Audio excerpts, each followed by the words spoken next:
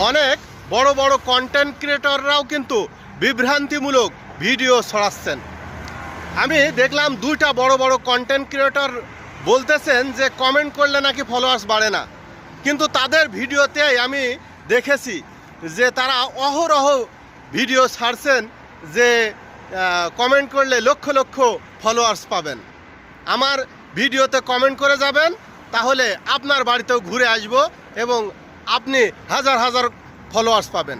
কিন্তু তাদের বড় বড় কন্টেন্ট ক্রিয়েটর নাম বললাম না, তাদের নাম বললে হয়তো আত্মসম্মানে বাঁধবে। আমি ভিডিও দেখলাম দুইজনই ভিডিও বানাইছে, এই কমেন্ট করলে ফলোয়ার্স বাড়ে এই ভিডিও যারা করে তারা বলে ডিজিটাল প্রতারণা করতেছে।